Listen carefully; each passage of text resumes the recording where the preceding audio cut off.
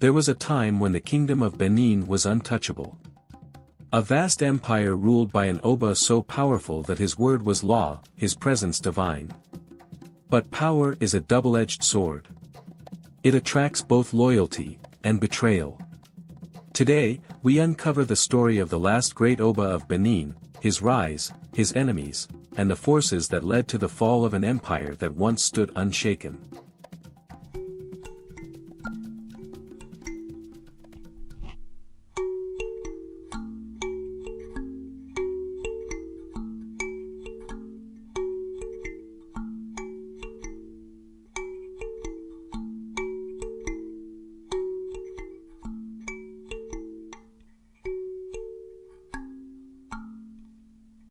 Once upon a time, in the heart of West Africa, there stood a great kingdom called Benin.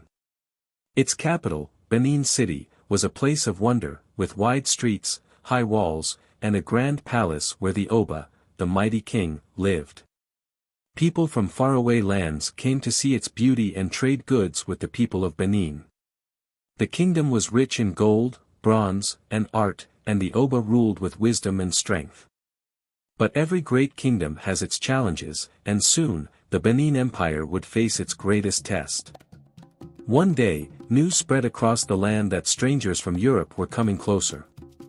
They wanted trade, but they also wanted control. The Oba knew that if he was not careful, the kingdom could fall into danger. Oba Ovonramwen Nogbaisi was a wise and strong ruler.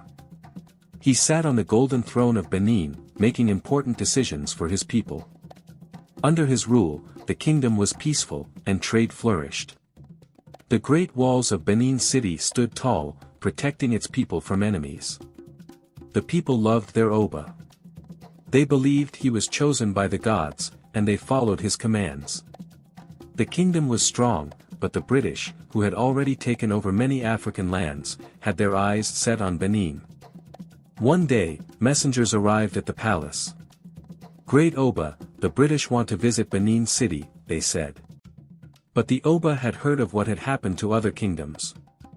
Whenever the British came, they never left. He refused to let them enter. The British were not happy. They sent a man named James Phillips, who demanded to see the Oba.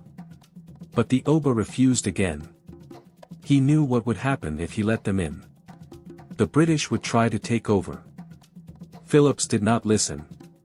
He and his men marched toward Benin City, ignoring the warnings of the Oba. But the warriors of Benin were ready. They hid in the forests, watching as the British approached. When the time was right, they attacked, defeating Phillips and his men. The people of Benin celebrated their victory, but the Oba knew this was only the beginning. The British would return, and this time, they would come with full force. The British were furious. They gathered an army of over 1,000 soldiers and marched toward Benin City. They called it the Punitive Expedition. Their mission was to destroy Benin and punish the Oba. The warriors of Benin fought bravely, but the British had powerful weapons. They had guns, cannons, and warships. The battle lasted for days, but in the end, the British broke through the great walls of Benin. Benin City, once full of life and beauty, was now in flames. The British soldiers looted the palace, stealing the sacred Benin bronzes, beautiful artworks that told the history of the kingdom. They took them back to Europe, where they would be displayed in museums. The people of Benin cried as their home was destroyed. The Oba, once the most powerful man in the land, had lost his kingdom. But the British were not done yet. They wanted the Oba himself. Oba Ovonramwen knew he could not win. To save his people, he decided to surrender. The British arrested him and sent him far away to a distant land. The once great ruler of Benin was now a prisoner. Without the Oba, Benin was no longer the mighty empire it once was. The British took over, and the kingdom fell into the hands of foreigners. The great Benin Empire had come to an end. The Benin bronzes, the beautiful artworks that told the story of the kingdom, were now far from home. They were placed in British museums, admired by people who did not know their true meaning.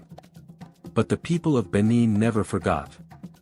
They told their children stories of the mighty Obas and the greatness of their land. And one day, they vowed, the treasures of Benin would return home.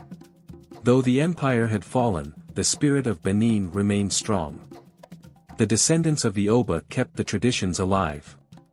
Festivals were still held, and the people still honored their ancestors. The British tried to change Benin, but the people held on to their history. They knew that one day, the world would remember the greatness of their land. Many years passed, and the world began to change. People started asking questions. Why were the Benin bronzes still in foreign lands? Why had the British taken them? The people of Nigeria, where Benin is today, started demanding their return. The British museums refused at first. But the voices grew louder, and soon, the world began to listen. In the modern world, leaders and historians in Nigeria started working together to bring back the stolen artifacts. They sent letters, held meetings, and told the world why the Benin bronzes belonged in their rightful home. The people of Benin City felt proud. They had waited for so long, and now there was a chance that the treasures of their ancestors would return. After many years of discussions, a European museum agreed to return a few Benin bronzes. When the artworks arrived in Nigeria, there was great celebration. People danced in the streets, and the Oba's descendants welcomed them back. But there were still hundreds of bronzes in different countries, and the fight was not over yet. The people of Benin wanted them all back. Even though the empire had fallen, the role of the Oba was still important. A new Oba sat on the throne, keeping the traditions alive. He reminded the people that even in difficult times, they must never forget who they are. The spirit of the old Obas still lived on, guiding their people through the challenges of the modern world. Keeping the traditions alive. He reminded the people that even in difficult times, they must never forget who they are. The return of a few bronzes inspired people around the world. Historians, artists, and leaders from Africa and beyond started demanding justice. Countries like Germany and France began reviewing their collections, asking if they should return the stolen treasures. In Nigeria, the people watched with hope. If more bronzes returned, it would not only bring back their history but also restore the pride of their ancestors.